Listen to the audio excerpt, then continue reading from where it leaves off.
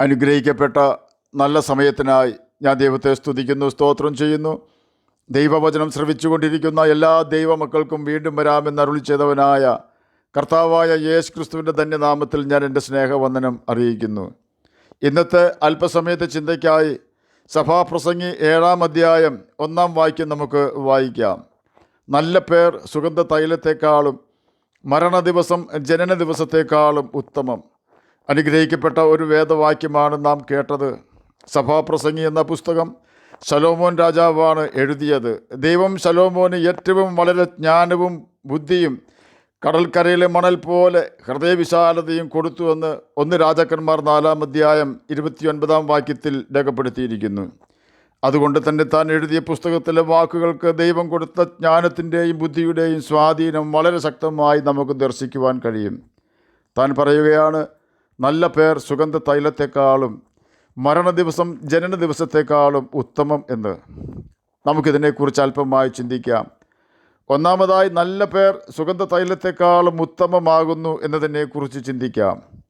സത്യസന്ധതയും ആകർഷകമായ സ്വഭാവവും ദൈവഭയവും ദൈവ ആശ്രയവും ദൈവത്തോടുള്ള അനുസരണവും സ്ഥിരോത്സാഹവും ജനിച്ചു വളർന്ന രാജ്യത്തോട് ഉള്ള കൂറും ദയാശീലവും പ്രാർത്ഥനാ ജീവിതവുമാണ് ഒരു വ്യക്തിക്ക് നല്ല പേര് നേടിക്കൊടുക്കുന്നത്. ഇപ്രകാരം നേടിയെടുക്കുന്ന പേര് ഭൂമിയിൽ മാത്രമല്ല സ്വർഗത്തിലും എന്നേക്കും ഓർക്കും. കാരണം ദൈവസന്നിധിയിൽ ജീവപുസ്തകം മാത്രമല്ല സ്മരണയുടെ പുസ്തകവും ഉണ്ട് എന്ന് മലാഖി പ്രവചനം 3-ാം അധ്യായം 16-ാം വാക്യത്തിൻ്റെ അവസാന ഭാഗത്ത് രേഖപ്പെടുത്തിയിരിക്കുന്നു. യഹോവ ഭക്തന്മാർക്കും അവൻ്റെ നാമത്തെ സ്മരിക്കുന്നവർക്കും വേണ്ടി അവൻ്റെ സന്നിധിയിൽ ഒരു സ്മരണ പുസ്തകം എഴുതി വച്ചിരിക്കുന്നു. മലാഖി പ്രവചനം 3-ാം അധ്യായം 16-ാം വാക്യത്തിൻ്റെ അവസാന ഭാഗമാണ് നാം കേട്ടത്. ഇപ്രകാരം നല്ല പേർ സമ്പാദിക്കുന്ന വ്യക്തികളെ ലോകം അംഗീകരിക്കുവാൻ സാധ്യതയില്ല. കാരണം ലോകത്തിന് തനിക്ക് സ്വന്തമായവരെ അംഗീകരിക്കുവാനുണ്ടല്ലോ. എന്നാൽ നല്ല പേര് സമ്പാദിക്കുന്നവരെ ദൈവം അംഗീകരിക്കുന്നു. ദൈവത്താലുള്ള മാനത്തേക്കാൾ മനുഷ്യരാലുള്ള മാനത്തെ അധികം സ്നേഹിക്കുന്നവർ കുറുക്കുവഴിയിൽ കൂടി ചില വ്യക്തികളുടെ മുമ്പിൽ മാത്രം നല്ല പേര് സമ്പാദിക്കുന്നു. എന്നാൽ അങ്ങനെയുള്ള വ്യക്തികളെ ദൈവം അറിയുകയില്ല. കാരണം അവർ ദൈവത്തെയല്ല പ്രസാദിപ്പിക്കുന്നത്, പിന്നെയോ അവർ പ്രസാദിപ്പിക്കുന്നത് മനുഷ്യരെ അത്രേ. എന്നാൽ മനുഷ്യരാലുള്ള മാനത്തേക്കാൾ ദൈവത്താലുള്ള മാനത്തെ അധികം സ്നേഹിക്കുന്നവർ ദൈവത്തിൻ്റെ വചനം അനുസരിച്ച് നല്ല പേർ സമ്പാദിക്കുകയും ദൈവം അവർക്ക് കൊടുത്ത സൽപ്പേരിന് കളങ്കം തട്ടാതെ സാക്ഷി നഷ്ടപ്പെടുത്താതെ സൂക്ഷിക്കുകയും ചെയ്യുന്നു. എത്ര വില കൂടിയ തൈലമായാലും അത് നാറുമാറാകുവാൻ ഒരു ഈച്ച മതി എന്ന് സഭാപ്രസംഗി 10-ാം അധ്യായം 1-ാം വാക്യത്തിൽ രേഖപ്പെടുത്തിയിരിക്കുന്നു. എന്നാൽ ദൈവത്തെ അനുസരിക്കുന്ന തൻ്റെ ഭക്തന് കർത്താവ് കൊടുക്കുന്ന സൽപ്പേര് നഷ്ടപ്പെടുത്തുവാൻ ഇന്നുവരെ ഭൂമിയിലുണ്ടായിട്ടുള്ള സകല സാമ്രാജ്യ ശക്തികളും ഒന്നിച്ചെഴുന്നേറ്റ് ശ്രമിച്ചാലും നടക്കുകയില്ല എന്നതിന് തെളിവാണ് അഗ്നികുണ്ഡത്തിൽ വീണ ശദ്രക്കും മേശക്കും അബേദ്നെഗോവും സിംഹക്കുഴിയിൽ വീണ ദാനിയേലും. മനുഷ്യർ നമുക്ക് തരുന്ന പുകഴ്ചകൾ നഷ്ടപ്പെടുവാൻ സെക്കൻഡുകൾ മാത്രം മതി. ദാവീദിനെ അവൻ ഗോലിയാത്തിനെ കൊന്നതിനാൽ സ്നേഹിച്ച് ബഹുമതികൾ കൊടുത്ത ശൗൽ രാജാവിന് ദാവീദിനെ പകച്ച് അവൻ മരണയോഗ്യനാണെന്ന് പറയുവാൻ ഏതോ ചില സ്ത്രീകളുടെ പുകഴ്ച വാക്കുകൾ മാത്രം മതിയായിരുന്നു. ശൗൽ 1000 കൊന്നു, ദാവീദോ 10,000 എന്ന പുകഴ്ച വാക്കുകൾ ദാവീദിനെ ശൗലിൻ്റെ ശത്രുവാക്കി തീർത്തു. എന്നാൽ ദാവീദ് ദൈവഭയമുള്ളവനും ദൈവത്തെ അനുസരിക്കുന്നവനുമായിരുന്നതിനാൽ ദൈവം ദാവീദിന് നൽകിയിരുന്ന സൽപ്പേരെ നഷ്ടപ്പെടുത്തുവാൻ ശൗലിനോ അവൻ്റെ പട്ടാള ശക്തിക്കോ കഴിഞ്ഞില്ല.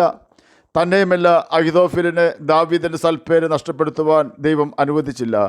അബ്ശലോമിനെയോ ബെന്യാമീനായ ശിമിയെയോ മറ്റു ശത്രു രാജ്യങ്ങളെയോ ദാവീദിന് ദൈവം കൊടുത്ത സൽപ്പേര് നഷ്ടപ്പെടുത്തുവാൻ ദൈവം അനുവദിച്ചില്ല. അപ്രകാരം ഒരു സൽപ്പേര് നേടിയെടുക്കുവാൻ വളരെ അധ്വാനം ആവശ്യമുണ്ട്. 300-ലധികം വെള്ളിക്കാശ് വിലയുള്ള സൗരഭ്യമുള്ള തൈലമാണ് ബെഥാനിയിലെ മാർത്തയുടെയും ലാസറിൻ്റെയും സഹോദരിയായ മറിയ യേശുവിന് വേണ്ടി ചിലവഴിച്ചത്. അതിൽ അരിശം പൂണ്ട യൂദാ ഇസ്കര്യോത്ത പറഞ്ഞു, സ്ത്രീയെ, നീ 300-ലധികം വെള്ളിക്കാശ് വെറുതെ നഷ്ടപ്പെടുത്തിയെന്ന്. യേശുവിനെ ഒറ്റിക്കൊടുക്കുവാൻ തക്കം അന്വേഷിച്ച് നടക്കുന്ന യൂദയ്ക്ക് 300 വെള്ളിക്കാശിന് തൈലം മേടിച്ച് യേശുവിന് വേണ്ടി ചിലവഴിച്ചത് പണം വേസ്റ്റായി പോയി എന്നതിന് തുല്യമായിരുന്നു. കാരണം യേശുവിനെ വിറ്റ് 30 വെള്ളിക്കാശ് യൂദാ പോക്കറ്റിൽ സൂക്ഷിച്ചിരിക്കുകയായിരുന്നല്ലോ. എന്നാൽ മറിയയ്ക്കത് വേസ്റ്റല്ല, ടേസ്റ്റ് ആയിരുന്നു. കാരണം യേശു മറിയായെ നിത്യനരകത്തിൽ നിന്നാണ് രക്ഷിച്ചതെന്ന് അവൾക്കറിയാമായിരുന്നു. പാപഭാരത്താൽ നിലവിളിക്കുന്ന ഒരു മറിയായെ നമുക്ക് അവിടെ കാണുവാൻ കഴിയും. അത് യേശു ആരുടെ അടുക്കൽ ചെല്ലുന്നോ അവർക്ക് നിശ്ചയമായും പാപബോധമാണ് ഉണ്ടാകുന്നത്.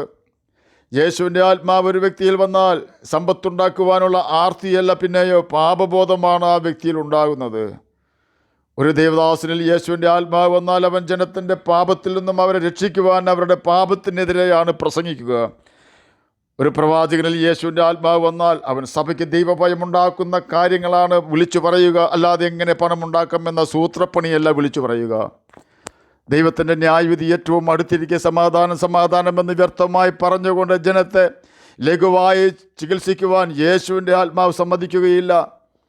മറിയായുടെ 300 വെള്ളിക്കാശിൻ്റെ സൗരഭ്യം പരത്തുന്ന തൈലത്തിലായിരുന്നു, അഥവാ 300 വെള്ളിക്കാശിലായിരുന്നു യൂദായുടെ കണ്ണുകൾ എങ്കിൽ മറിയായുടെ 300 വെള്ളിക്കാശിൻ്റെ തൈലത്തിലല്ലായിരുന്നു യേശുവിൻ്റെ കണ്ണ്. പിന്നെയോ മാനസാന്തരം വന്ന തൻ്റെ മകളായ മറിയായുടെ ഹൃദയത്തിലായിരുന്നു യേശുവിൻ്റെ കണ്ണ്. കാരണം അവളുടെ ആത്മാവിൻ്റെ വില മുഴു ലോകത്തിൻ്റെ വിലയേക്കാൾ അധികം വിലയുണ്ടെന്ന് യേശുവിന് അറിയാമായിരുന്നു.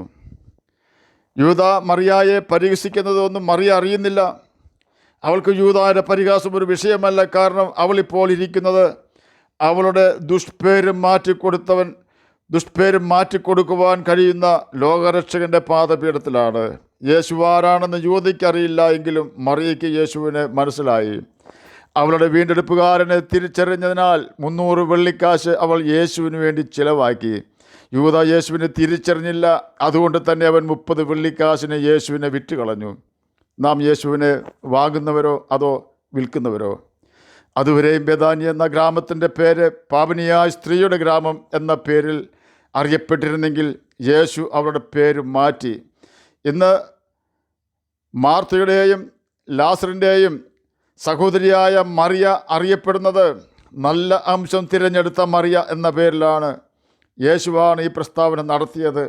ഇന്നും മറിയായെ മാതൃകയാക്കുവാനാണ് സുവിശേഷകന്മാർ പ്രസംഗിക്കുമ്പോൾ പറയാറുള്ളത്. കാരണം യേശുവിൽ നിന്നും ലഭിച്ച പാപക്ഷമ മൂലം മറിയ ആകെ മാറിപ്പോയി. ഇന്ന് അവൾക്ക് ഒരേ ഒരു ആഗ്രഹമേ ഉള്ളൂ, ദൈവവചനം കേൾക്കണം എന്നതാണ് ആ ആഗ്രഹം.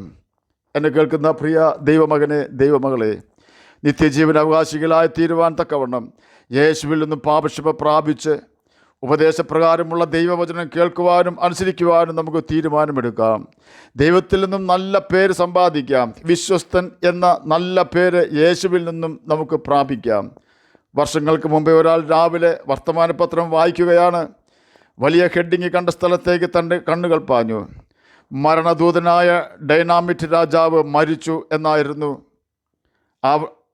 ആ വാർത്ത.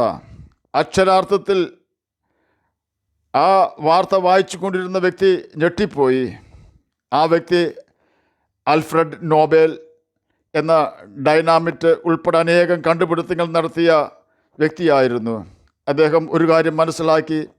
തൻ്റെ സഹോദരൻ്റെ മരണവാർത്ത പത്രക്കാർ തെറ്റായി കൊടുത്ത വാർത്തയായിരുന്നെങ്കിലും തന്നെക്കുറിച്ച് ജനങ്ങൾ മനസ്സിലാക്കിയിരിക്കുന്നതും ജനഹൃദയങ്ങളിൽ തന്നെക്കുറിച്ചുള്ള പേരും ആൽഫ്രഡ് നോബൽ മനസ്സിലാക്കി.